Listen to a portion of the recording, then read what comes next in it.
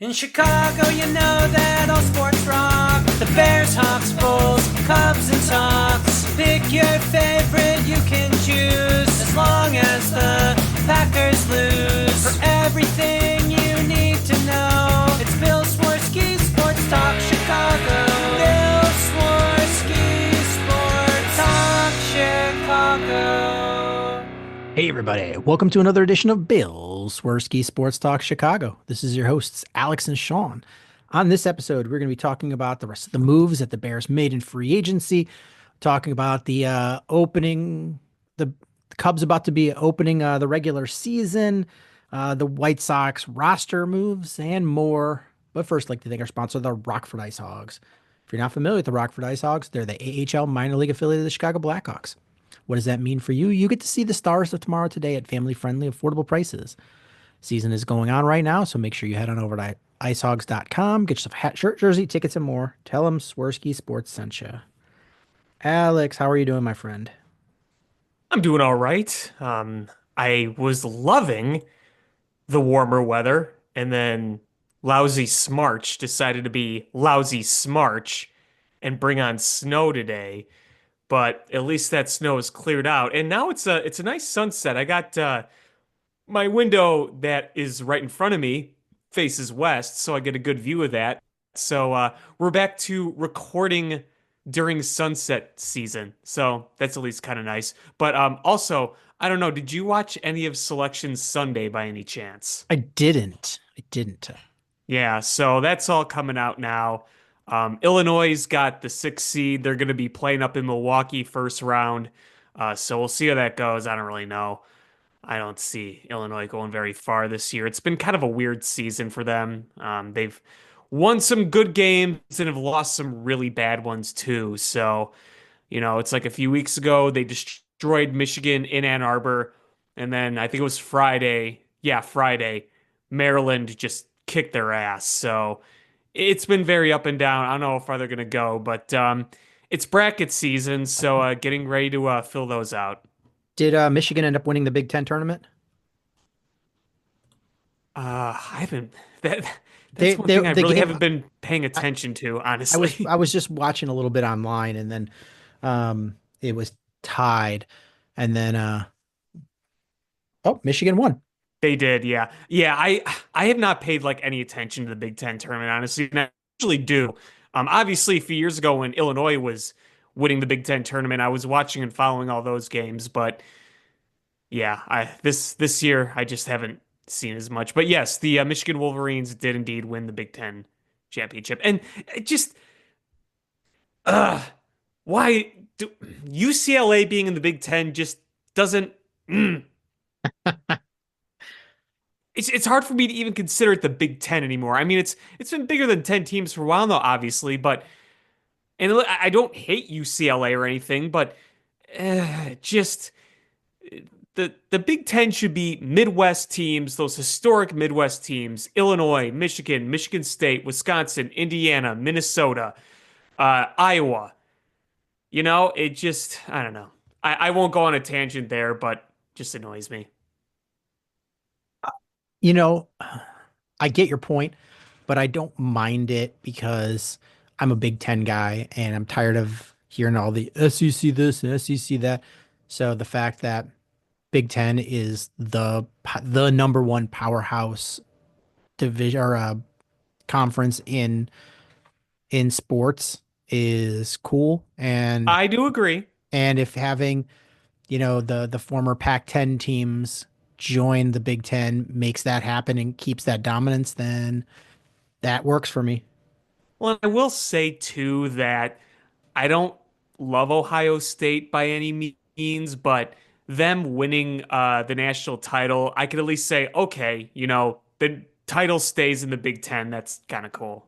It was a bright spot I could look at with that. Back to back years. Suck Yeah. on that, SEC. Haha.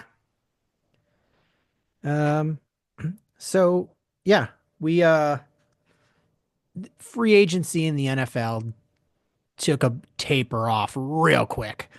Um, usually you see it, the first couple days, the legal tampering days, uh, it's it's hot and heavy, and then it starts slowly dissipating. This year, it just went down to a trickle at this point.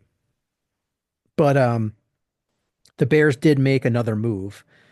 Well, a couple. They re-signed Steven Carlson, the tight end. They they signed Jonah Jackson to a 1 year extension, probably to for the cap number. And then they signed Olamide Zaccheaus, the wide receiver from Washington. And I kind of like that signing. And the reason is he's a guy that has played running back, and he's very fast for a running back, very fast. But he's speed midwise for like he's a decent speed for a wide receiver. But he's returned kicks, so he's an upgrade over Tyler Scott. He gives you versatility. You can have him in the backfield. Um, he's a veteran. Uh, he's returned kicks and is a special teamer. So he fills some needs that you have on your roster, but he's also not so good that he blocks you from upgrading in the draft. Yeah, and I mean, you get yards after the catch with this guy, and that is something Ben Johnson likes. So you see the fit. Yeah, somebody called him the poor man's Amon-Ra St. Brown. Well, that's a hefty claim, but I mean, you can utilize him in a similar way, obviously. But yeah, I thought that was a nice little pickup. It looks like your 3-4 type wide receiver. Like you said, that doesn't prohibit them from getting somebody else in the draft. I'm going to ask this question again. We've asked it many times. And, I think our opinions and perspectives change every week we do this, but I'm going to ask again, do you think they bring Keenan Allen back? I don't know. It's weird. Right now, I don't know.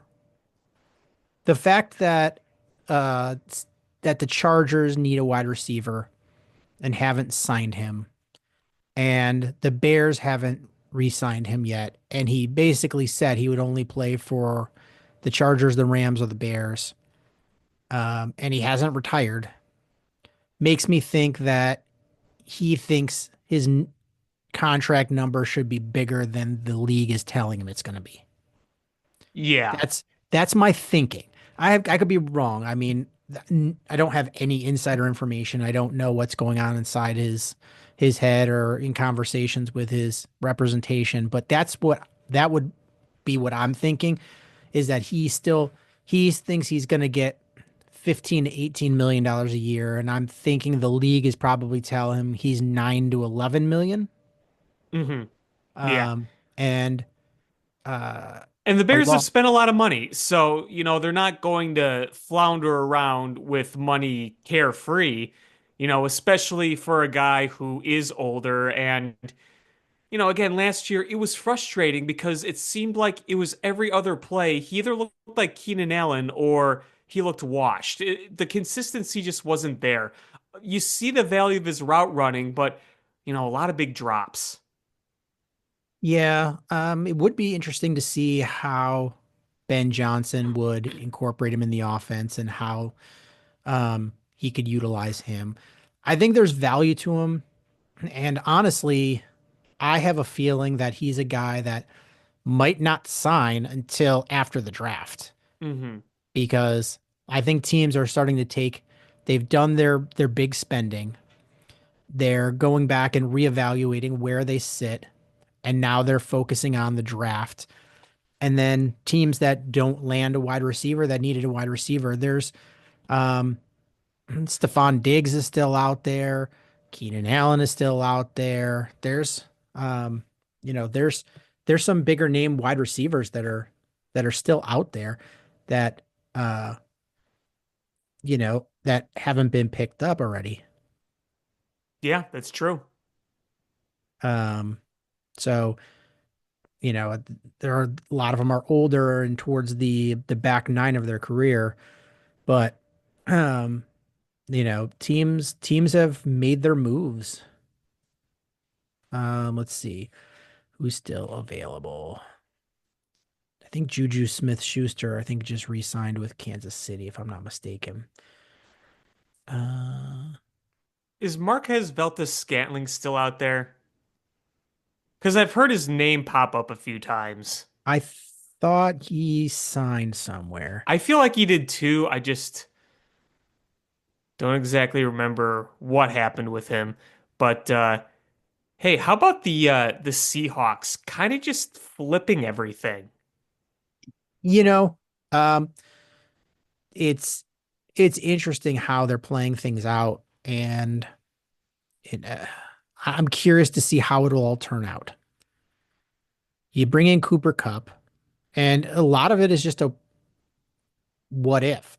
There's a scenario where you're like, okay, well, Sam Darnold is the same Sam Darnold as he was last year and plays really well, and Seattle is act and Cooper Cup recovers and looks like Cooper Cup again. And suddenly they're like, oh, they're actually a contending team, especially the 49ers have had a lot of upheaval. Um, so that division could be up for grabs. So there's a scenario where that plays out and everything turns out well. Um, but there's also a scenario where Sam Darnold, without uh the Having the O'Connell's Viking, system and yeah. yeah, he just reverts back to being Sam Darnold that we've all known since he was drafted, and Cooper Cup gets injured again, and they're terrible. Yeah, I don't know. I don't know if I trust the Sam Darnold thing. Because even towards the end of the year, we saw him pumpkin a bit. Oh yeah, I think I I just don't think he's the guy that he was the first like 10 weeks. Nah, I have a trouble thinking the same way. You know, it's one of those things where if he was a long time successful quarterback and he got older and then he fell on hard times and he kind of had that rejuvenation. I know people always debated about Flacco, how good he was in his prime, but the guy did win a Super Bowl and he did have some good seasons. He might not be elite like Peyton Manning or Tom Brady or Drew Brees or Aaron Rodgers was, but you saw him have success and then he was sitting on the couch and then he had that rejuvenation with the Browns. You know, Sam Darnold was obviously a highly touted prospect, but he just never really found his footing anywhere, and he bounced around the league, and he doesn't really have that extensive resume where he could fall back on. It was kind of like, whoa, where did this year come from? Right. I don't know. And I don't know why the Browns haven't just tried to re-sign Joe Flacco. He's like 40, but they're like you're in a position where you're not going to get the only first round grade quarterback. You're going to either have to way overdraft a quarterback or, you're with doo-doo sandwiches. And I don't know why I wouldn't just kick the can down the road. If Joe Flacco plays well, then cool. That defense should play better, and you can use that. What do they have? The number two pick. That number two pick for either Travis Hunter or Abdul Carter, and have a stud defensive player and compete that way, or if it Joe Flacco is you know, turns out to be a 40-year-old man and can't play anymore, then you stink. And then you've got a high draft pick for next year when there's a better quarterback class. Yeah, I don't know. yeah. That's what I would do. I would not be banking on this year's quarterback class. Yeah, that's kind of a tough predicament, but it's funny when you look at the mock drafts now, you see quarterbacks going high because there are multiple teams in need of one, and it's almost like a desperation I mean, move with some of them. that's every year. Every year there's teams that just they're grasping at straws because if you don't have a quarterback, I mean, look at the Giants. They have one quarterback on their roster. It's Tommy Cutlets. Do you want to go into the season where you're the GM and the head coach, and your job is like the ownership basically told you that you'd better win this year or else, and you go into the season with Tommy Cutlets And the thing is they've tried to trade for Stafford. They tried to sign Aaron Rodgers. Like they're trying to get a veteran in there and they don't have a draft pick. They're going to have to they're going to mortgage their future. I think what's going to happen is the Giants are going to mortgage their future and way overpay to move up from 3-1 to draft Cam Ward. I think that's what's going to happen. I mean, And if I you're could Tennessee, see it. if you're I could see it. and if you're Tennessee, you're a crap team and you've got a new GM. Like, you know what? Like I would take the haul and be like, we're gonna be bad this year. I'll ride it out with our bad quarterback that's on a rookie contract and then we'll pick again next year. Like I'm not gonna get Yeah, fired. We're new. exactly. That's what I would do. I No, I that makes all the sense in the world. you draft back and you move back from 1 to 3, you're gonna get a haul. You'll get the Giants probably number one pick next year. And uh and the Giants aren't going to be good. So it's going to be probably a top 10 pick next year. So you get, probably 2 top 10 picks next year.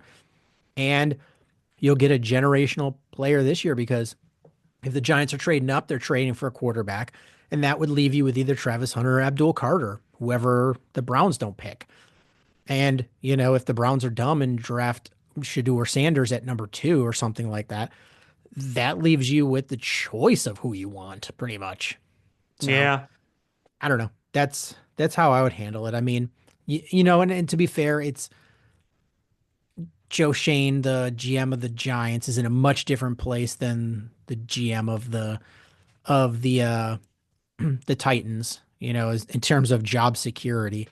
So it's you gotta do what you gotta do. Right, exactly. And I think that, with a new regime in place, and like you said, you get the haul, you can have low expectations this year and see, hey, maybe we can get something out of Will Levis. If not, we will go ahead and draft our guy in the future. It's just, and you made the point of like every year teams overstepping to draft quarterbacks. What just stands out this year is that it's a particularly bad quarterback class. And, maybe a guy or two surprises us. That always happens.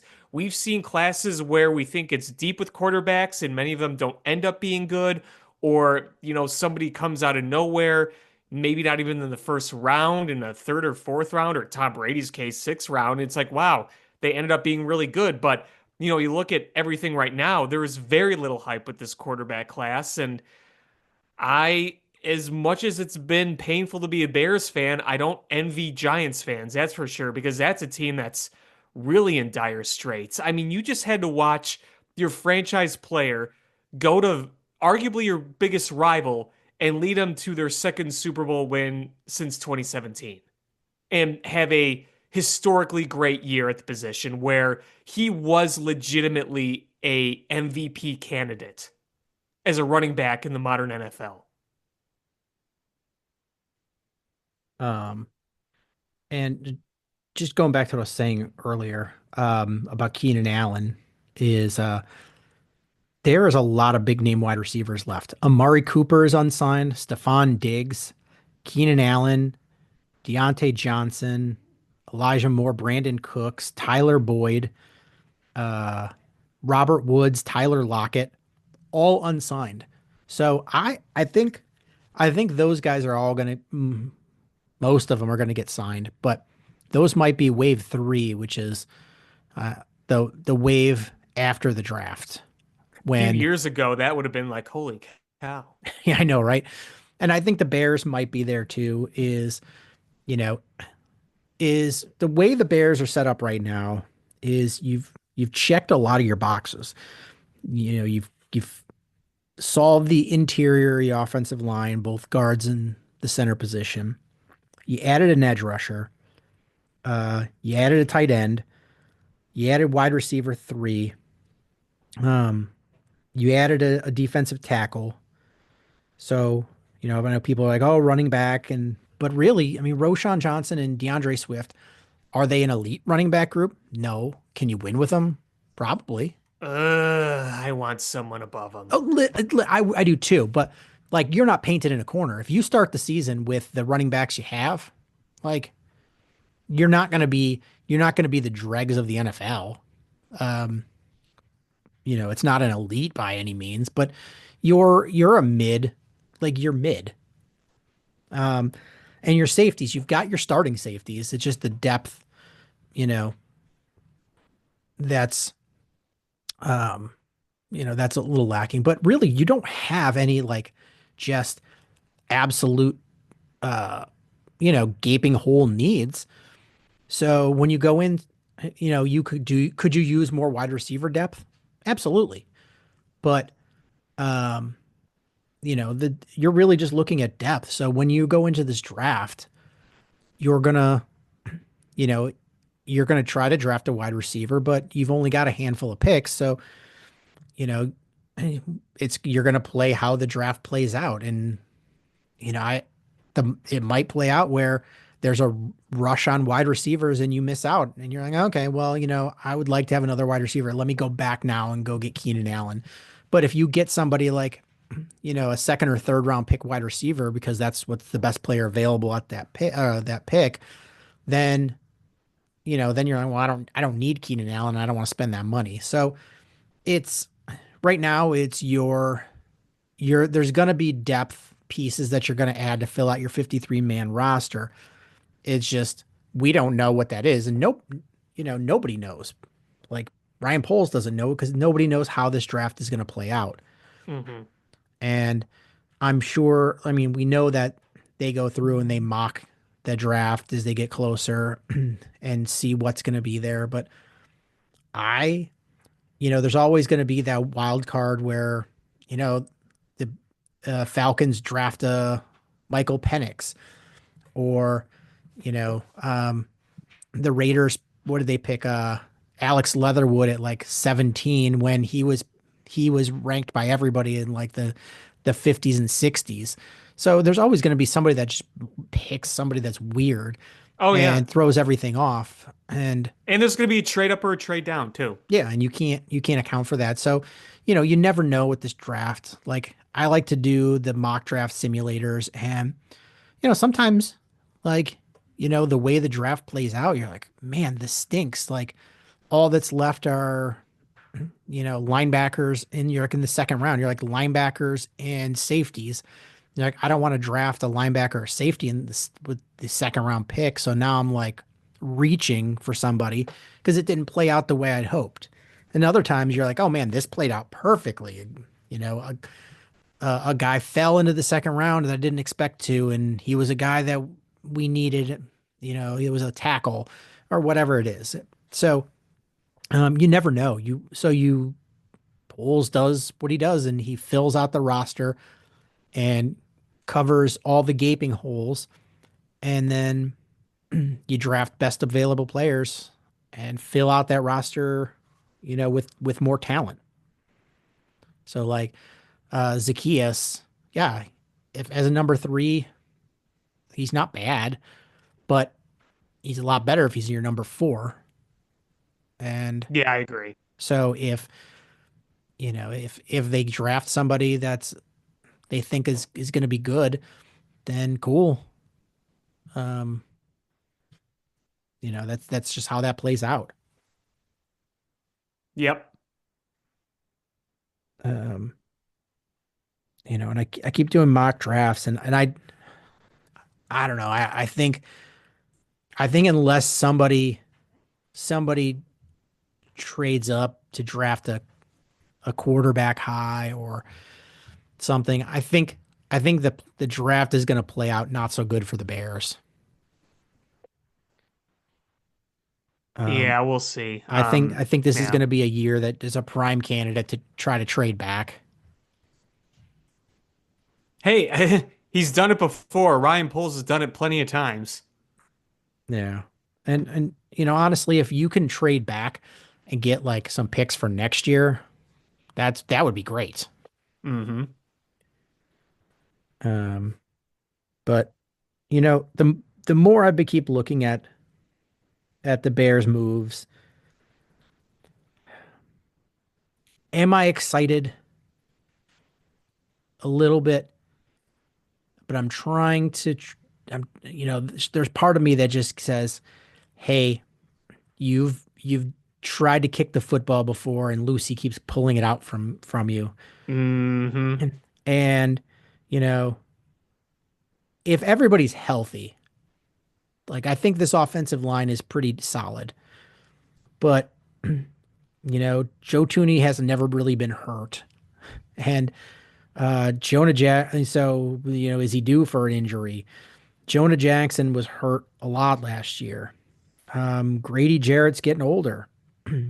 Dio Odangbo, he's a guy that was signed for his upside, not for his past production. Yeah, you're kind of doing uh, a hope and a prayer with that one. And there's a lot of talking up about him, but that's that for me is a pure, hey, I need to see it because they're investing a decent amount of money for upside, and it's a little scary. Yeah, and he acknowledges that he gets pressures, but he's not getting home. And the hope is that being opposite Montez Sweat and uh um being opposite Montez Sweat and um and having Grady Jackson and Jervon Dexter that maybe he's able to get home, but you're right. That's a lot of money. And you're paying him enough money where uh are if you draft at number 10 an edge rusher, are you already admitting that that pick was or that signing was a failure? I don't know. I mean, I just, are they really going to put that much stock into him? That's a little frightening. It is because you paid him so much money that it's tough for you to say we can draft an edge rusher at number 10, but edge rusher at number 10 might be the best player available at number 10. I mean, that is to me, if you look at some of those guys who are potentially going to be top 10, top 15 picks in terms of edge rusher, you have potential to make a franchise changing move in terms of your defensive line with some of that talent. And for them to pass that over potentially because they think they got something good, I'm not saying they're going to, but I don't know. I don't know. And then Maybe we're and eating then shit next year. I don't know, but I'm fine with that. I'm fine with eating shit. It's because you drafted Austin Booker last year and you essentially said that it was going to be a redshirt year.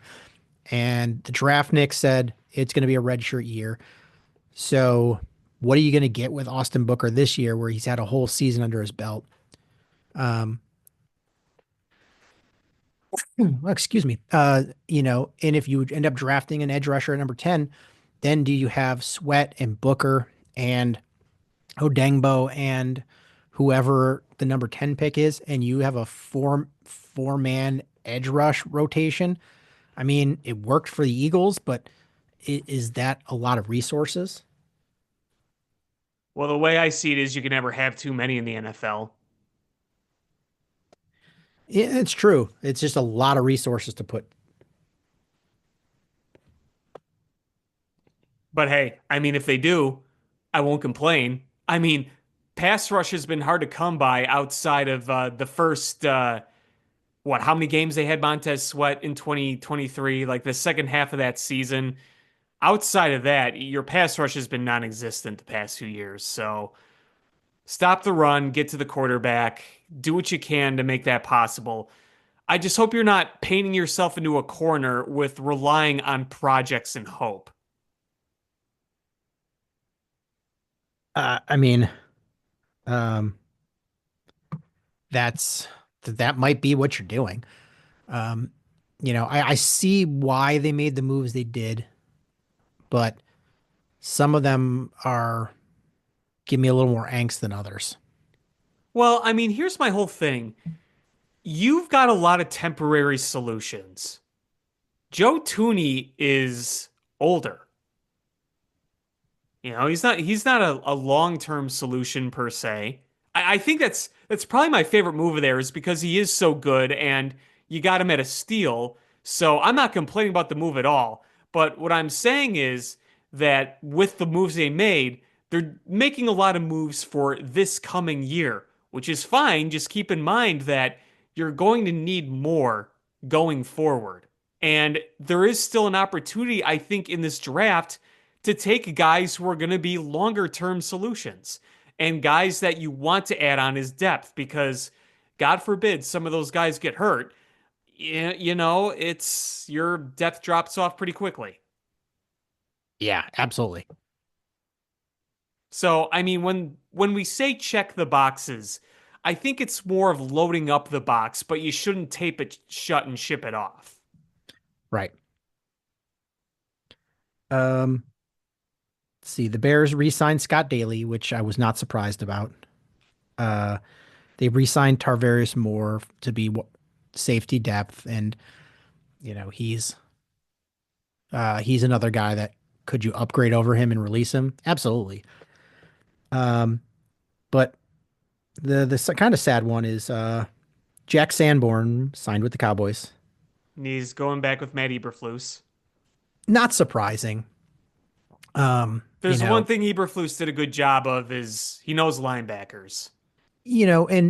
and Jack Sanborn, uh, he's he's a guy that wasn't a try-hard overachiever, and he played the run really well, and he was a great fill-in linebacker.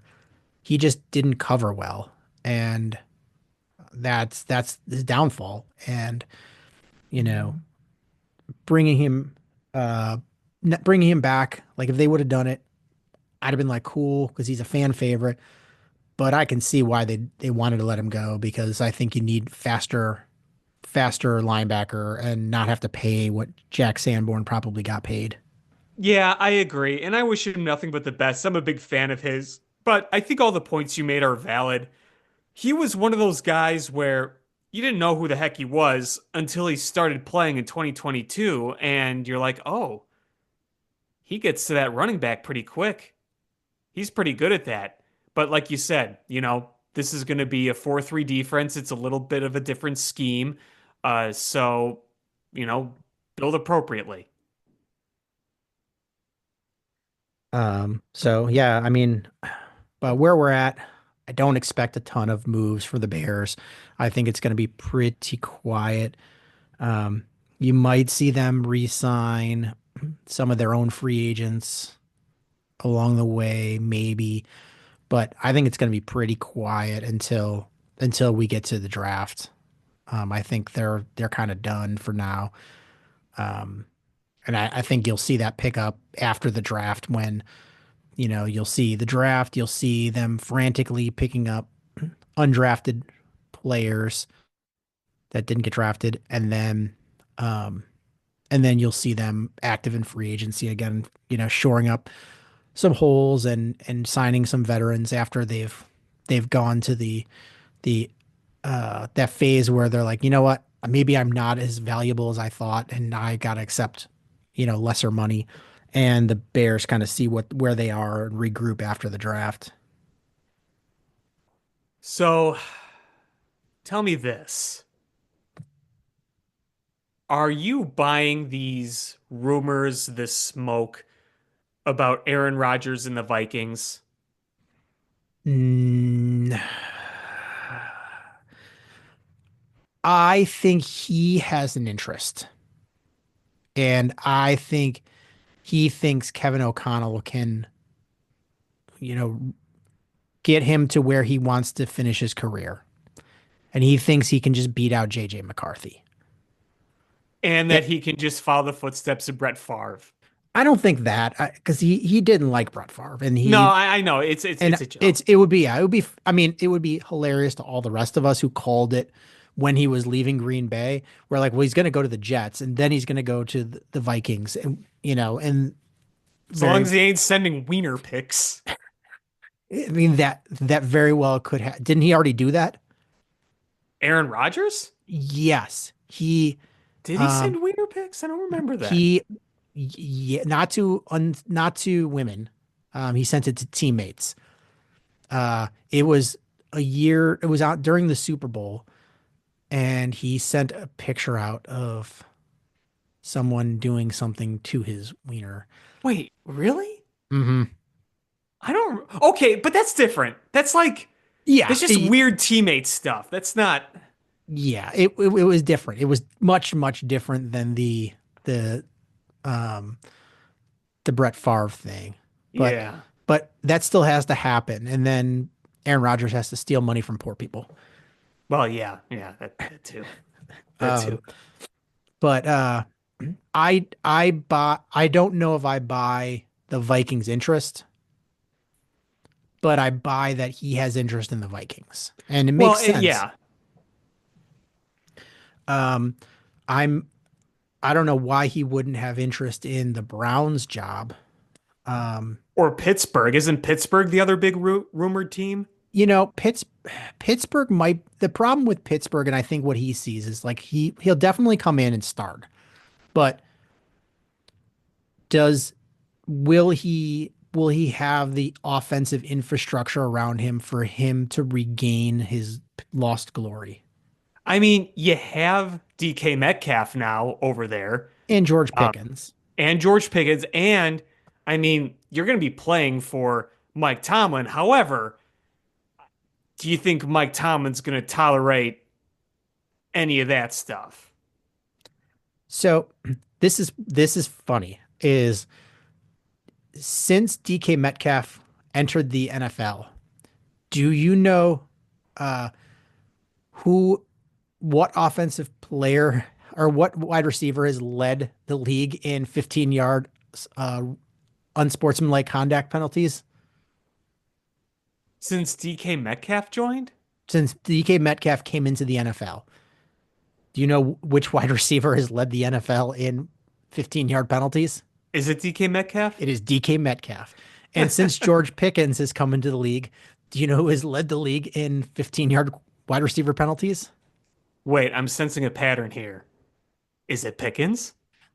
No, it's DK Metcalf. But Oh. George Pickens is number two. Okay. All right. So I'm praying that Aaron Rodgers winds up in Pittsburgh because it is going to be they're going to do a documentary about what happened behind closed doors in there at some point because Aaron Rodgers is nuts. DK Metcalf is nuts. George Pickens is nuts. And you would have two wide receivers who are absolutely like their game is going deep. And you've got a quarterback that struggles throwing it deep over the last couple seasons. So Yeah, I well, don't know when you're what would 40 happen. years old, yeah. It just I don't know. I don't know how that works out. And the minute they start losing, I'm just picturing fist fights in the locker room. I don't think I don't think Mike Tomlin can handle that amount of crazy. No, no. I mean, like, you understand, like, hey, Pittsburgh needs a quarterback. He's technically the best quarterback available on the free agent market. Now, of course, what I'm curious to see is what the Falcons are going to do with Kirk Cousins in terms of potentially trading him. Um, And is somebody going to buy him? I mean, I feel like you could be in a position where somebody gets hurt and you need a quarterback and you're trying to win, but someone's got to get hurt first. Unless there is a team out there that says, you know what, we want to take a chance on Kirk Cousins. The only thing is though, are his legs healthy? Because he's had injury issues, and I don't think that helped him last year. And if you can see on tape that he's healthy and looking more like himself, then there's obviously more incentive to trade him, and there'd be more incentive for the Falcons to trade him to get value if they really do, which they should believe in Penix. You would think they do. you know, I'm had they if they would have cut him, then nobody was going to trade for him right now. Even the quarterback Right. needy teams, I don't think we're going to trade for him. Right. Not now. No. But so you would have had to cut him or pay him that whatever $10 million roster bonus or whatever it was. Um, and they did. And I think their plan is that somebody after the draft or in training camp, somebody tears an ACL, and it's going to be like the Eagles did when they have Sam Bradford and they got a Hmm. first round pick for washed up, has been, never was Sam Bradford Hmm. because somebody needed a quarterback and they'll have to eat a Hmm. lot of the money, but that $10 million dollars is part of eating the money. And they think they can get a first round pick, I think, or Right. a good pick if they hang on to him because somebody's going to need him. Right. And Exactly. Exactly. I mean, right now the incentive is low to trade for him. yeah, so nobody's trading for him. And, maybe after the draft, maybe, maybe the Giants are like, crap, we couldn't get up to number one. And they go, you know what? We'll trade our second round pick for Kirk Cousins because that is a team with a desperate general manager. Like he's going to get fired if he doesn't win. And they have zero path to winning. It's going to be, can he win enough? Hmm. And so, he might do something crazy. Sure. So I think that's the Falcons' plan is like let's let somebody do something crazy. Yeah. Take advantage of it. Um, yeah. So, one more thing about the Bears. I don't know if you've seen the pick 114 controversy. Uh, Enlighten me. So, uh, depending on where you look, pick 114 either belongs to the Bears or the Panthers. Oh yeah. Yeah, I And saw somebody post something about that. Yeah. and um, I I mean, I went to NFL.com in two different places. They have one place where it lists the official draft order after all the comp picks came out. And then they have the breakdown by team, which team has what picks. And NFL.com has the Bears with pick 114 in both spots. I don't know where Okay. that came from, like, but that's what they're calling the official draft order. Well, if it's on NFL.com, it's the frickin' National Football League posting it. Yeah, that's what I think. I mean, could they be wrong? I mean, it's who They knows. shouldn't be. But yeah, so it's interesting. It'll be it's a fourth round pick, but uh Still, it's a draft it's a pick. draft pick, and it'll be interesting to see on draft day where one pick 114 goes. Ryan Poles and the frickin' Panthers GM just both get on stage and they start wrestling in I their like the in their suits. I like Ryan Pohl's chances. He's a big guy. Yeah, he's an ex-lineman, so just Ryan Poles with that uber serious straight face, just trying to take this dude down, and they're wrestling on stage, and everybody's just watching awkwardly, like, what the hell? Have you seen pictures like this week? Pictures of Ben Johnson. Oh yeah, he looks like a psycho now, and I love it. He looks like he's aged 10 years in the 2 months he's been the Bears head coach. He's had to listen to too many lectures from Georgie Porgy about purple crayons. I just picture him just working in the lab. I mean, he is in there drawing up that playbook, and George comes in. He's like, "I find drawing in a purple crayon makes things better. Get out, get Get out, out. get out He's of my lab." like one of his eyes is twitching, the other eye is bulging out, and he's like frothing at the mouth. Get He's out. scratching his neck.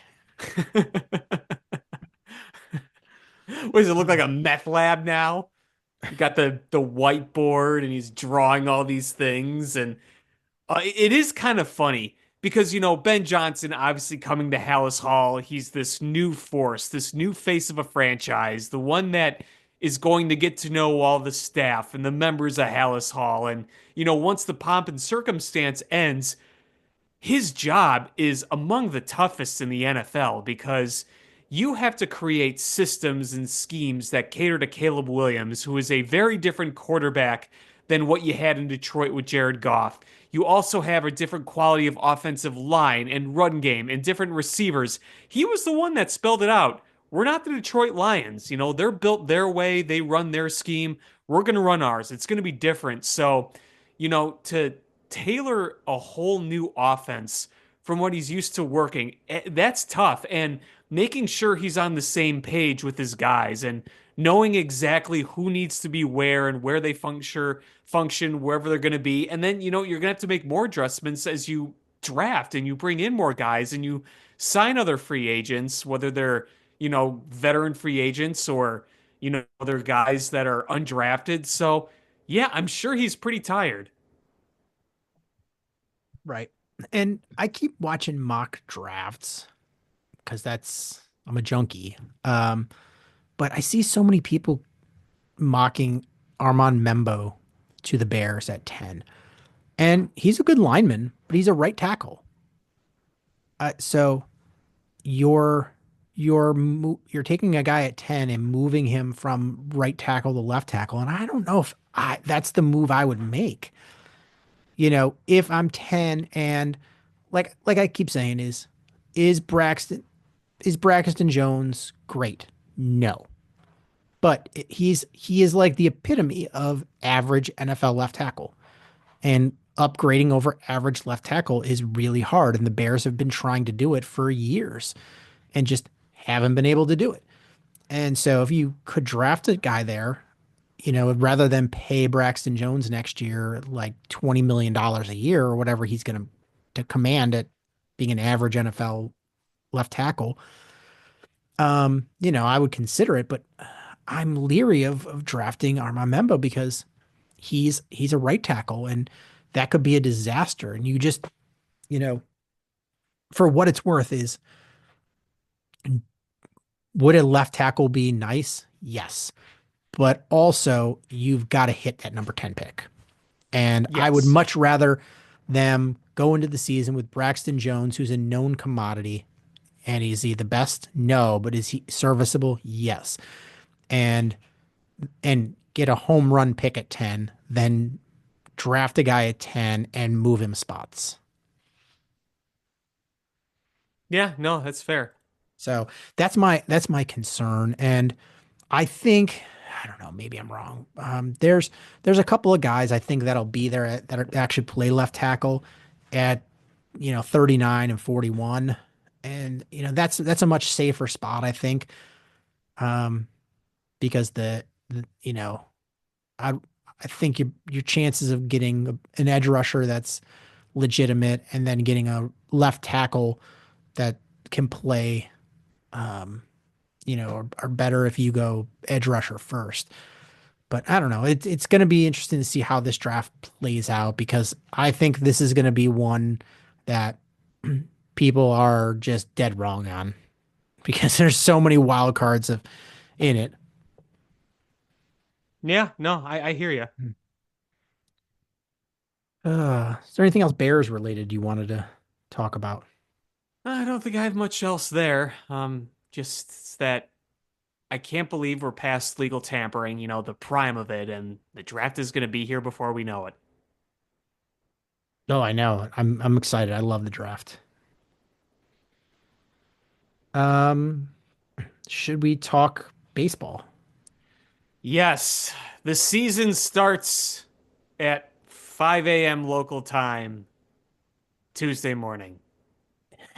Are you It's gonna do you it's have your gonna be alarm set? tough. I'm gonna try, but it's gonna be tough. Listen, if I was a college student still or in my early 20s, I would make this work just fine. But the way my biological clock is set on weekdays, it's like, okay, I get up at 6:30, I go to the office, leave for the office about 7:20, and then, I come home from work about 4:30, 5 o'clock. That's just kind of my routine. And then I go to bed on weeknights between 9:30, 10:30. I'll stay a little later up on a Tuesday night because I do work remote on Wednesdays and Fridays as well. So for that second game, it might be a little easier that I don't have to go into the office that day. But for that Tuesday opener, it just the way my sleep schedule is for those nights, Yeah, it's gonna be tough. I'm on an old man sleep schedule, so like I'm up at like 5, and so but I'll turn on the radio because I don't have marquee. Um, so I'll probably listen to it on the radio If while the I'm getting. Cubs are really good this year, would you pay for it? Because I just have it through Yes, cable provider. But okay, that yeah, I gotcha. I Fair paid enough. for it last year and then I canceled it because I was like I'm so frustrated. I hear you. If they come out and play well, I will resubscribe because I like watching. But the thing is their radio broadcast is so good that Hmm. I don't. I mean, honestly, I would like to, even if I get marquee again, um, I'll probably try to sync it to the radio anyway because I genuinely like the radio broadcast, and a lot of times I'm in the car anyway, so I've gotten so used to just the radio broadcast. Just you miss a lot when you're just listening to it. But baseball is such a cool sport to listen to. And the Cubs have such a good radio broadcast team, so I don't feel like I'm missing a ton. No, I get it. I mean, listening to Pat Hughes, great. I mean, there are nights when they're playing an evening game, and if it's a summer night and I'm not doing anything, and I use it for my walks, I will just walk and listen to the game on the radio. Yeah, I mean, I find I'm in the car a lot, and just I'm listening, and I really enjoy Pat and Ron. Is Um, Pat even gonna be doing the games in London or in Japan? I don't think so. Is it gonna be Zaidman? I hope not. I don't like Zaidman. Well, it probably will be then if it's not. Um, Or is Zaidman busy with DePaul? I don't know. I mean, Zaidman's actually good with DePaul basketball, but with he the he Cubs he is, and broadcast, eh. it's funny because I he's uh it's I don't like him with baseball at all. He was fine as a Bears beat reporter. I agree. I like Mark Grody better. I like Mark Grody's personality. But I liked Grody best when he was with the Cubs, though. He was really good with the Cubs. yeah, he was very good. I don't think he's great with the Bears, but I like his personality. I agree. And so that was a weird switch, but I still don't like Zaidman with baseball, and I really don't like him as a broadcaster. Um, I uh I actually kind of like when they have in the spring training when they had uh a Matt Spiegel. Yeah, yeah. I mean, is he good technically? No, not. I mean, it takes practice. He's working on it. But he's he's very knowledgeable and very passionate, and that comes through. I like him much better than Zaidman. I think like Zaidman, like I said, is really good with the DePaul games, and I just think Zaidman has a basketball voice, not a baseball voice. Yeah, when I first heard him with DePaul, like, I'm a DePaul alum, so I like to listen to the games. And when I first heard him, I was like, oh God, Zaidman's doing this. And I was like, actually, kind of like him. Hmm. Surprisingly, I kind of like him. Um, I don't know if that's like a full-time gig. I think that's a, part-time gig. Uh, but I don't know. We'll see who's doing the broadcast for the Cubs and um uh once on 5 a.m. Yeah, But I'm ready for it. yeah. And it's pretty unsurprising the Cubs roster that went over there. And it's funny, I have some friends that live in the Phoenix area, and one of them, we have like a text chain, and one of them texted that he was at the Cubs game. The other one's not a baseball. He's not. Neither one of them are really sports guys, um, uh, but the one was at the Cubs minor league stadium, and the other one was like, I thought the Cubs were in Japan, and I'm like, it's both. like like the A squad went to Japan to play a regular season game, and the B squad is stayed here and is playing spring training games. Wait, were they watching the breakout game? They were at the game. Was it yesterday? Yeah, because Saturday night was the breakout game with the prospects. Yeah, yeah. My friend was at the that game because he lives Cool.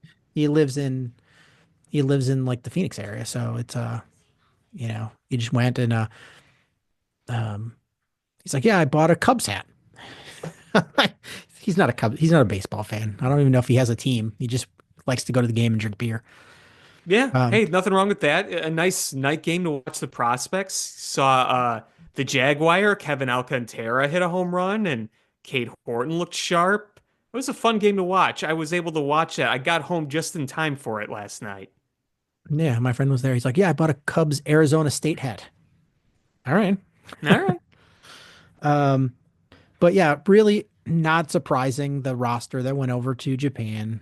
Um, and there wasn't a ton of surprises, I don't think, with how the roster was constructed.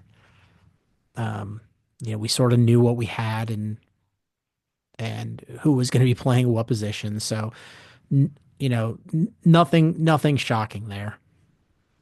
No, I mean, obviously, the big news for anything was that Matt Shaw is in Japan, and we weren't sure if he was going to be a part of that. It looked pretty doubtful early on that he was going to be a part of that trip, but he is.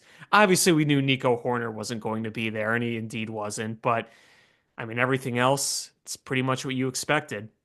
Yeah, and I heard somebody talking, and they were like, well, Matt Shaw, we know he's going, but does he mean he's going to play? And I was like, well, why would you bring him over if he's not going to play?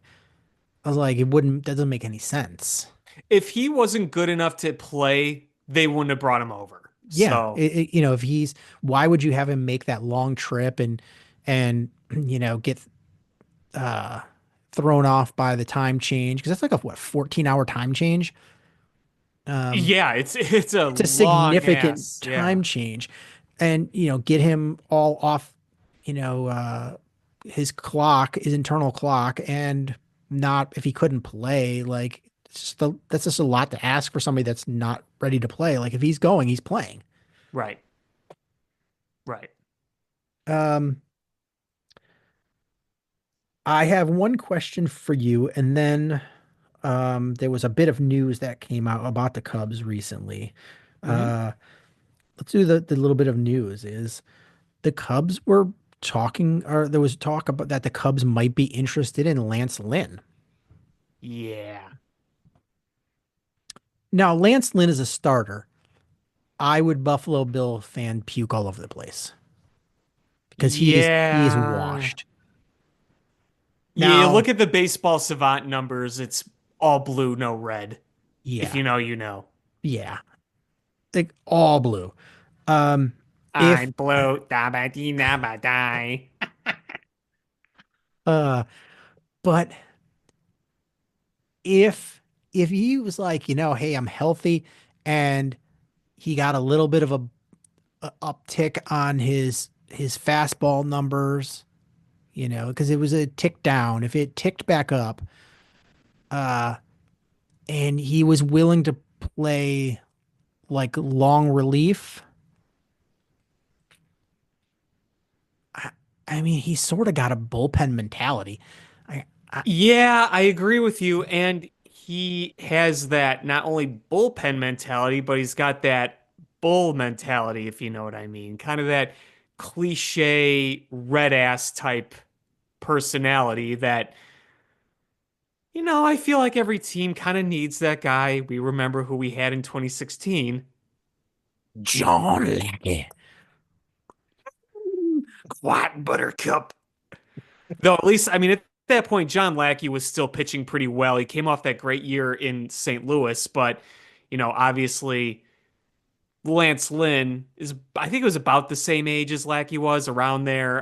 But Lance Lynn's last few years haven't been quite as good as they were before. But this is an experienced guy. This is a guy who, has been part of winning teams. And I mean, it is kind of funny if they did indeed sign him. It's like, well, remember the last time you signed a ex Cardinals hee haw? Well, it had Buttercup to come along with it, but yeah, I don't really want him starting. To your point, though, there's a small meatball part of me that still kind of likes him more than Colin Ray or Matthew Boyd, but I don't know. That's my meatball brain talking really. He has lost a lot of weight and gotten himself in good shape, so maybe reinventing into a reliever might have some merit there. I don't know. Bob Nightingale had that report, and then nothing's really come of it yet, so we'll see what actually happens. Yeah, I mean, I don't think you would have anything because they're focused on Japan.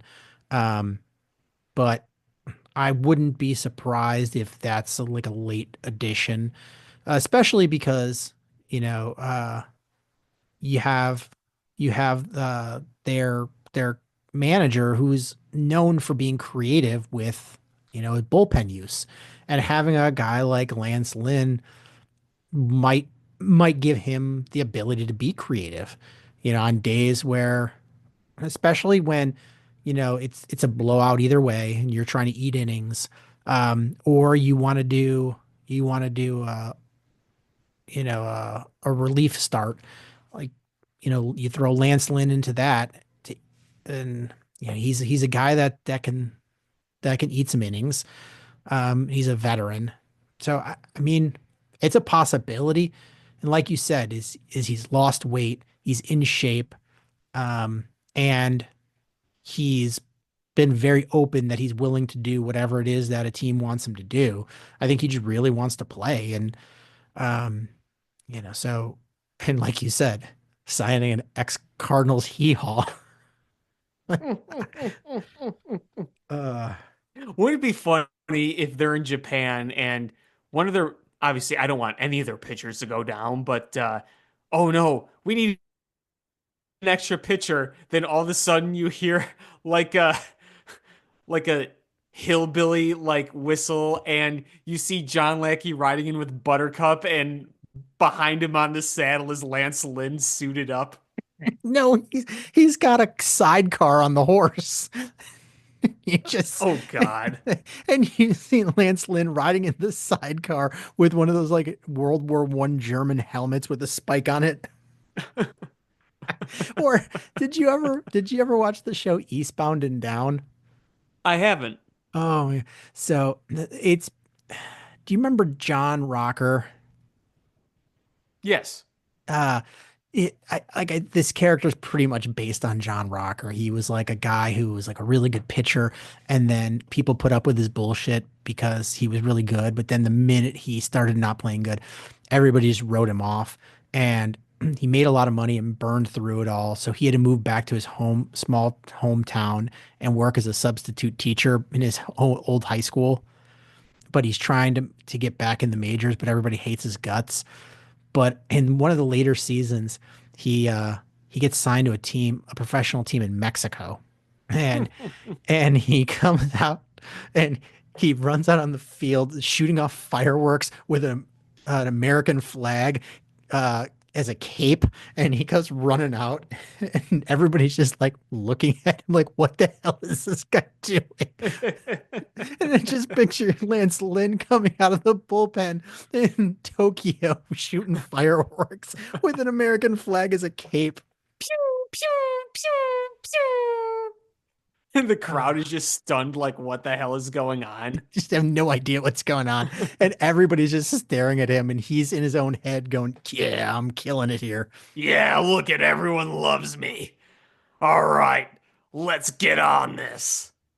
And then like Craig Counsell just has like that Craig Counsell straight face look, and you got everyone else on the field like you got this straight face look from freaking Ian Happ that he always has, and you got Dansby wondering what the hell is going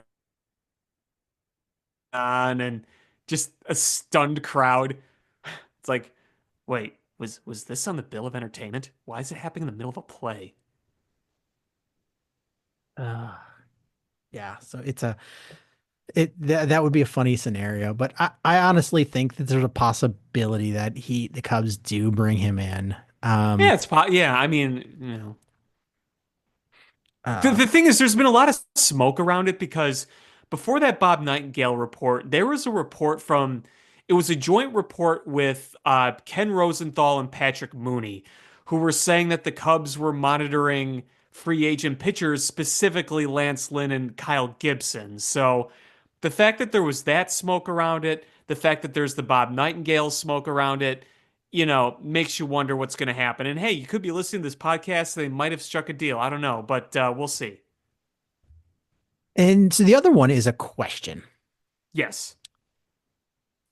Do you see any scenario where Dylan Cease winds up a Cub in the first within the next month?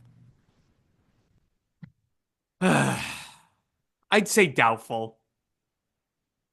I think, though, if the Padres disappoint, which I'm not sure they will, I still think they have a really good team. But if they do, then I think they're open for business, like clearly. I know that there's been some financial difficulties and controversies with the Padres ownership. It's my understanding, like the owner died, right? And it's the family trying to figure this out. It's kind of a weird story. But I know there's complications with it. So I can't rule them out trying to shed money completely, but I'd say doubtful. I'd love it, but doubtful. You're right. The owner, Peter Seidler, died in November 2023, and his older brother assumed the role of the control person. And it was approved by MLB ownership. Um, and so he's the control person, and there's legal dispute about ownership. So yeah, I mean, crazier things have happened because of disputes in ownership, and Right, yeah. nobody wants to take on money at those points. So Well, and the Padres have a lot of their payroll. Obviously Manny Machado is making a lot of money. Xander Bogaerts is making a shit ton of money. Yu Darvish is making a decent amount of money. So, they got some big names on their payroll. Didn't they extend Tatis too, I believe? Tatis is making over 20 million a year. There you go. So Xander Bogaerts making a ton, Yu Darvish making a ton, Fernando Tatis making a ton, Joe Musgrove is making a ton. Hmm. Manny Machado has a big contract, which actually is not that bad anymore. Um, It's just a it's lot of years it's a because they lot of gave him an years. extension. Yeah. Uh, Dylan Cease is making 14. So they've But got like some. Cease and King are both on expiring deals, Yes. so So their you current got to think they're payroll, trying to win yeah, now. their current payroll is like 200 million. So it's not that Yeah. it's inexpensive. So that's a possibility. But I don't know if they're willing to do it right now, or if the Cubs are. Man, it would be so nice if they got Dylan Cease. I think I think they would immediately move into that echelon of potential uh, NL representatives in the World Series. Yeah, I mean, that would make a huge difference because frankly, I still think this team is a elite starter and another elite reliever away from being seriously in that conversation. Frankly, I have more concerns than other people do about this rotation because I worry about regression and I just worry that you have too many fly ball pitchers on your team. Too many. You have Minaga. You have Yeah. Jamison Tyone. You have Matthew Boyd. You have Colin Ray. You have way too many fly balls on that team.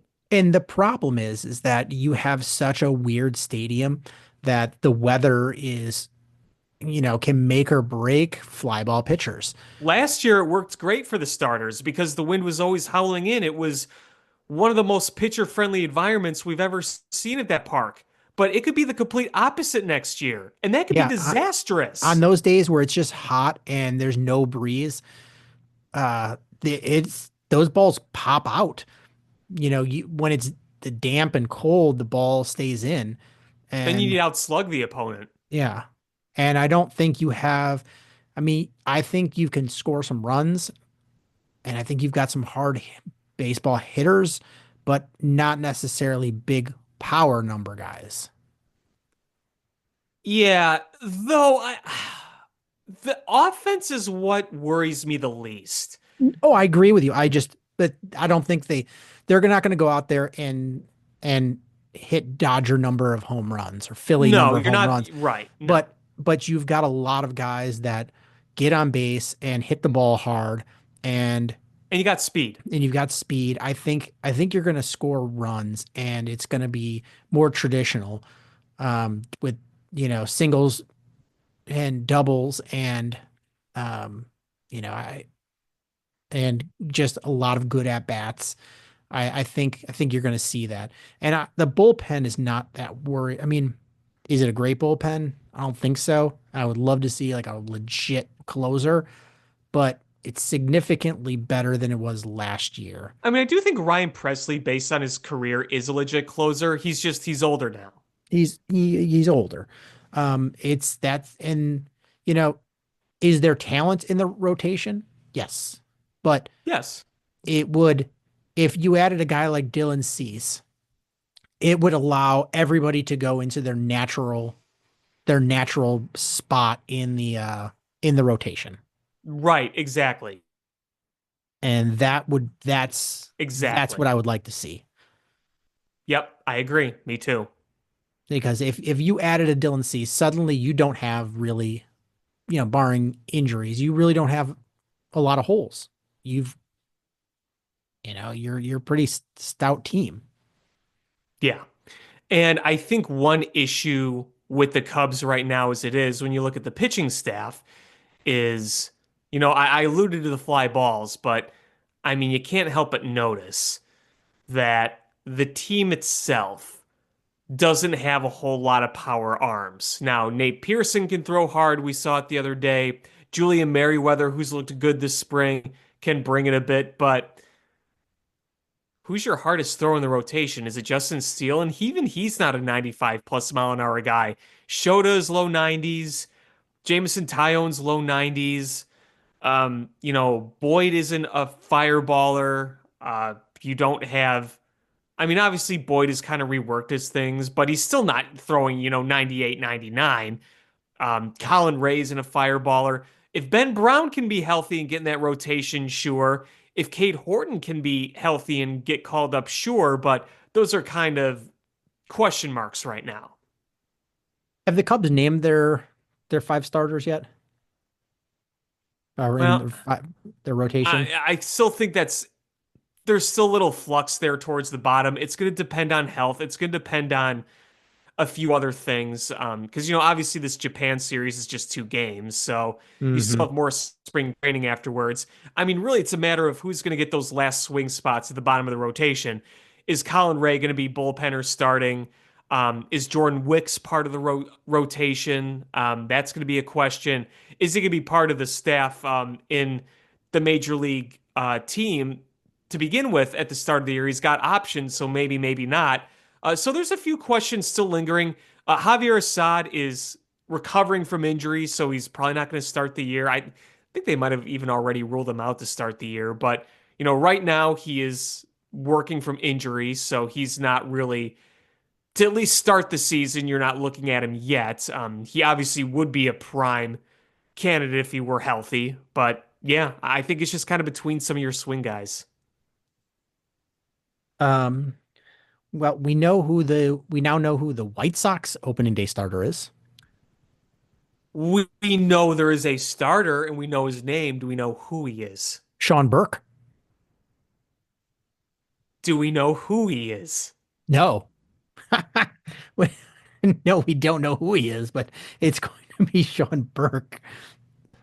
Uh, I mean, is he a I know he's pitched a little bit in the majors because in all honesty, I have heard his name before, and I know he had a little time last year in the big leagues, but he, I don't know like where he was drafted. Was he a I don't notable prospect? I don't know. Sort of rose up quickly in the spring training, and he's going to be their opening day starter. So it's the White Sox rotation is looking like Martin Perez, Davis Martin, Jonathan Cannon, Sean Burke, and then probably Bryce Wilson. Okay. Um, Um, I thought Davis Martin was going to be the guy, but if I remember correctly, Sean Burke is still fairly young, and You might as well see what you got in him, I guess. Sean Burke. Hey, maybe he'll do great. Uh, maybe he's 25. Um, let's see. What were his stats last year? I know it was a pretty small sample. Yeah. 3 games last year with a 4.15 ERA, pitched 8.2 innings, 6 strikeouts, a 1 point. Oh, sorry, that was spring training. Uh, sorry, last year regular season, 2-0 with a 1.42 ERA, 19 innings pitched, 22 strikeouts, and a 1.0 WHIP. It's pretty good. In a That is small pretty sample good. size, but it's pretty good. Yeah, 4 games last year. Two and 0 as a record. Um, All right. he was a third round draft pick, the number 94 overall out of Maryland, University of Maryland. He's 25 Okay. years old. He's in the 2021 draft. Well, now's your time to see what he can do. Yeah, he made his debut September 10th. So he was a September call up.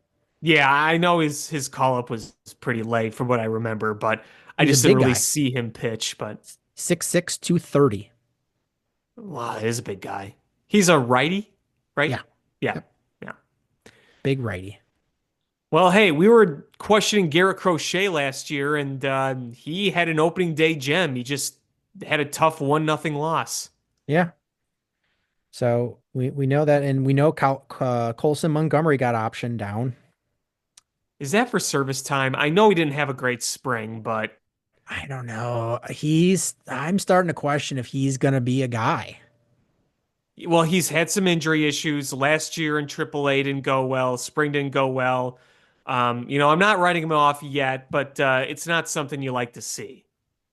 Yeah, I mean um uh I mean he's still only 23, but um he hasn't made it yet. Um I I don't know. I'm starting to have my doubts whether he'll be a big league contributor. Um, but he definitely didn't get the call up now. Um, we'll see how that goes. So their opening day lineup, what's that going to look like? I have no idea. I I have mean, I no could idea. so like I would guess Corey Lee catching, Yeah, Andrew Vaughn at first. yeah, Do they still have Lenine Sosa? they do. He is eternal. Was he going to be their second baseman? Maybe. I don't know. I Third don't know base what. Brian Ramos? Maybe. I mean, Benintendi won't be in the starting lineup because Oh yeah, he's hurt. he's hurt. Um, So Mike Talkman will be out there with yeah. Luis Robert. I mean, Brandon Jury going to make the team? I've heard that there have been trade talks, with Luis Robert. So I don't know if he'll still be on the roster. I mean, I Oh, don't think they've please. been big talks, but I heard that there's been a couple teams that have remained interested, and just deals haven't been. Um, Please, please not. Please not in the NL Central, please. I know the Reds were going hard after him for a while, but I know those talks kind of died down, but they could still do a trade. They could still come back and do it. yeah. So, um, yeah, I don't quite know how this will play out. It's just like it's crazy because even when things fell the fuck apart, even last year, like you had lost 100 games the year before, you still had Garrett Crochet, you still had Yohan Moncada. Obviously, you still have Luis Robert, and you still have Andrew Vaughn, but it's down to very little left from that last era. I mean, you go back to 2023 when they lost 100, games, whatever it was. When you started the year, you still had Eloy, you still had Moncada, Vaughn, Robert, you had Garrett Crochet, you had Michael Kopech. Obviously, Lenyn Sosa's eternal. So, like, you still had some of those pieces after everything fell apart, but it's like now you're down to what? Sosa, Vaughn, and Robert. And if Robert gets traded, there's going to be almost nothing left of that. So, I mean, this could be your roster opening day. Vaughn at first, Lenine Sosa at second, Josh Rojas at short, uh, Miguel Vargas at third, um, Oh, yeah, him. Luis Robert, Mike Talkman, Michael Taylor in outfield, and um, Brian Ramos is your DH. Oh, Ramos DHing. Okay. I know they got rid of Joey Gallo today, and then Joey Y- Gallo claimed that he's going to be pitching going forward. Yeah, that was that. I had that on my as my next thing to talk about is if the Cubs need a middle reliever, they got Joey Gallo. It's a free agent. Oh, God. Hey, good He luck to him, honestly. he hasn't pitched since high school. Hey, man, you won't know until you try. Wouldn't that be funny if he actually turned himself into like a serviceable arm?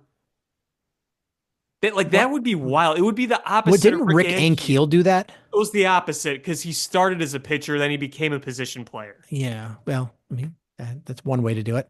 Um, but I don't think it's going to amount to anything. But he realized he can't hit anymore. So Yeah, he hasn't been able to hit for several years. Because even a few years ago when he was still hitting like 170, at least he would hit a bunch of bombs, but he wasn't really doing much of that anymore. So yeah, it's gotten rough. I mean, I hope he does well with the pitching thing. I'm kind of rooting for him, but we'll see. The White Sox also picked up Travis Jankowski, who was on the Cubs roster, spring training roster for a bit, and then all of a sudden he was claimed by the Sox. I'm like, oh, they let him go. I didn't even know that. yeah, it's the thing is the Cubs, the White Sox make moves, and it's a bunch of people that you're like, I have no idea who that is, and the Cubs make some moves, and you're like, oh, it's been so set in stone who their roster is that I didn't even pay attention. Um, Yeah, like I mean, it's funny. Look at all the guys the White Sox have brought in this offseason. Travis Jankowski, Michael A. Taylor, Joey Gallo, who's now gone, Brandon Drury. Like they brought in a lot of these, like, oh yeah, those were guys. Those were guys. um, Keith Law has a list of um potential breakout players, and he has a White Sox player on here. Um, he has Miguel Vargas. He wrote, "I want to believe he hit everywhere in the minors, had plate discipline, and made hard contact. But last year he was flat out weak, making soft contact and wearing down as the season went on. He's put on some good weight this winter. He's in the best shape of his life, and the White Sox have worked with him on his swing, but those are just words until there's something in his performance or data to back it up. He hasn't even hit better in the early going in spring training, which is always more noise than signal anyway. But even that isn't working in his favor. You could say similar stuff about Tampa Bay's Curtis Mead, who hit everywhere in the minors and was awful in the majors, although his biggest problem was swinging at stuff out of the zone. We'll see. We'll see. I'm not that hopeful about Miguel Vargas. He looked like a dead man walking last year. Dead But man walking. maybe they'll figure something out. I don't know. I always love when that's every player that played bad the season before comes. I'm in the best shape of my life. Oh, Never, you're never do they come in and be like, I feel like warm milk.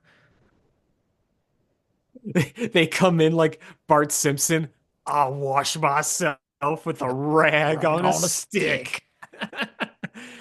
Didn't we say that? Wasn't it every year with frickin' Eloy Jimenez? Best shape of his life, best shape of his life, best shape Yeah, of his and then life. and then gets another soft tissue injury. And you know what's funny? They even said the same thing because he's with the Tampa Bay organization now. They're like, here's Eloy Jimenez, in the cage, looking great. And the comment section was flooded with Sox fans saying, yeah, I've heard that one before. Yeah, I feel bad for the guy. I I mean, it's was got to be tough. I It mean does have to be tough. when he went to the Orioles that first like couple weeks, he was killing it. You're like, all right, maybe just being in a different organization that's it's playing well, maybe that'll do it. And then just reality hit him so hard in the face, and and he was just awful the rest of the year. Yeah. I just feel like his body's taken too much injury. And it is a shame because he seems like a likable guy, but yeah. Um, don't have much Blackhawks. No, it's post deadline. And but Bulls, Lonzo Ball hurt again.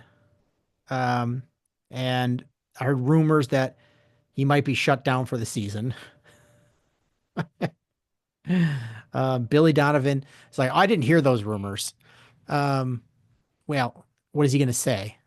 So I don't know. Lonzo, that's concerning. Um, Matas Buzelis seems to have hit a rookie wall. He was playing really well, but that rookie wall is real.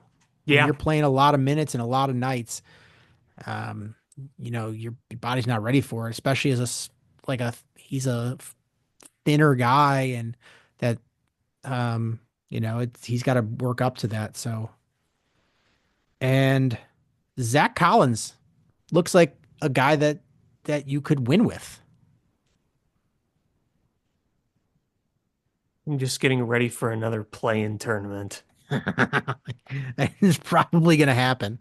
at this point. I mean, at least we don't have to worry about losing our first round pick for um if we make it in, because our first round pick is ours no matter what.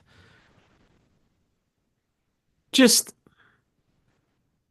can Cooper Flag play one more year in college and then we can tank next year? Yeah, I don't know. I mean, is he coming out?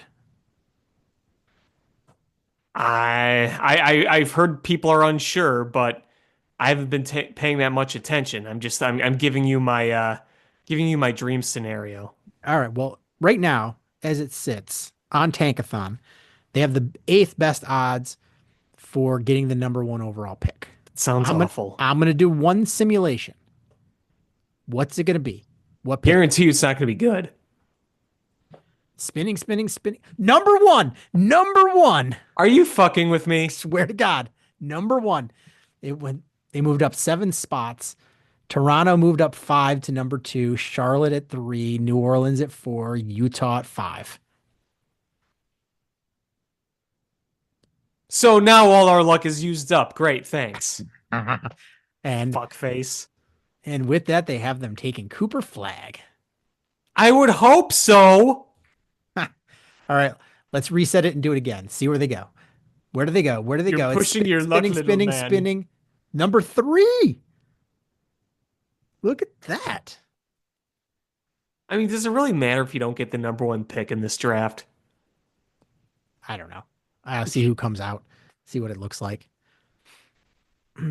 Well, we got number one, but we decided to take this project in metric Cooper, pilliums. Cooper Flag is. We don't want to talk about signing Cooper Flag. It's just too much money. We're not going to pay for the Cooper flag, that's for sure.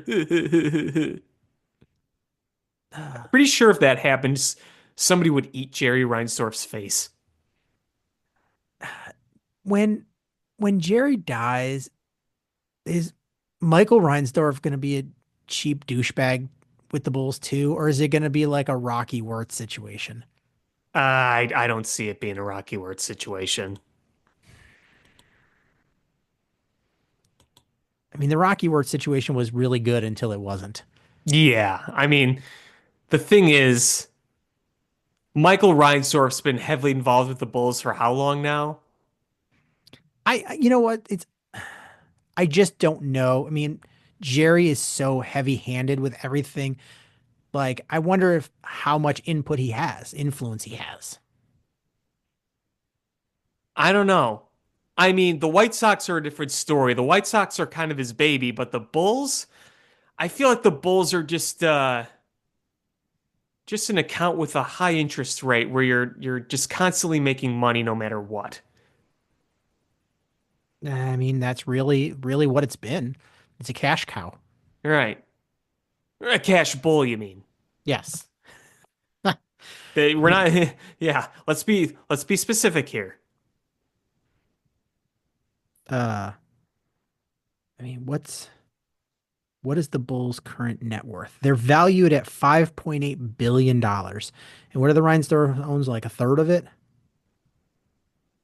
Yeah, I mean they're the controlling, holders, but I think that it's like with the White Sox. We were talking about all these minority owners, but you look at the what the actual layout is, and Jerry only owns X number of the team. He's just the controlling partner of the White Sox. Yeah, and it wasn't even that high of a percent. I was shocked at how little that he owned of the White Sox. So was I, yeah. I never really did the research. I just always assumed, oh, if he's a majority owner, he's got to own a majority of the team, right? Jerry owns 40% of the Bulls. I don't know any of like the minority owners for the Bulls. Like, I mean, obviously, like with like the Bears, you hear, okay, um, Because like the Pat Bears Ryan the and Bears have three owners. It's the McCaskey family, Ryan, and then the other guy who bought in at the same time. right, right. So Like that's you, it. you hear about Pat Ryan, you know about Pat Ryan, but when it comes to like, the Bulls, I don't know who any of these guys are. Um, let's see. The minority owners of the Bulls, the Crown family, Lester Crown and the Crown family, Neil Bloom, who is a minority owner of both the Bulls and the White Sox, the Hunt family that owns the Chiefs. Really? I didn't know that. Yep. Uh, Philip Klutznick. That's a real name. Walter Shorenstein. Uh, and George Steinbrenner owned a minority stake at one point. I think I did hear that. That I did know, but I thought that was like a long time ago. But it said their stakes have likely been sold or transferred. Yeah. Well, and George Steinbrenner himself has been dead for like what, 15 years now? Yeah. Yeah, he's been, but I don't know if Hal did. Um, uh, so yeah, I mean, we shall see with that. I don't have any, I mean, it would be cool if, um, there was a Rocky Wirtz type situation when Jerry died and he was like, you know what, we're actually going to try to make this win, or he sells the team because, if they're valued at $5.8 billion, uh, Wouldn't that be awesome? Wouldn't it be so nice? Just so nice. um, I mean, his portion of that would be $2.32 billion. That's a lot of dollars. Yeah. But then again, they're going to be doing this massive neighborhood basically build up around the United Center. So Oh yeah, they'll get more money. I, yeah. So we can dream, but dreams are dreams. Yeah, because the Reinsdorfs only own 19% of the White Sox. I was shocked how low that was. Yeah, I just never looked into it. I thought the Bulls would be more, and I thought the White Sox would be. I thought he owned almost the entirety of the White Sox, but yeah, he owns only a small percentage, which is wild to me. Yeah. Um, Doing a last minute sweep here, making sure nothing happened while we were recording. But is there anything else you wanted to talk about? Nope. I've said my piece. Um, Well, that's going to do it for this episode of Bill Swerski Sports Talk Chicago. I want to thank everybody so much for listening. Please hit subscribe however you listen to podcasts, whether it's iTunes, Stitcher, YouTube, Google Play, Spotify, etc. Share this podcast with your friends. Have it grow the show. Follow us on social media at Swerski Sports, facebook.com/Swerski Sports, SwerskiSports.com, or ShyFanPat2 for Alex on Twitter /X, or AlexanderJPatCreative.com for all the cool stuff that Alex does. And again, thank you guys so much for listening. Until next time, bear down. Cubs win! What a lucky break! The good Lord wants the Cubs to win! We thank Ditka and God for all they have provided. Cubs win! Cubs win! Cubs win! Oh, I don't want her. You can have her. She's a Packer fan. She can't fit in my van. And she looks like Denver New Yorkers. Smoking crack is not legal on planes. Bears 31 to -7. The Bears! Oh, when the Bears go bearing down.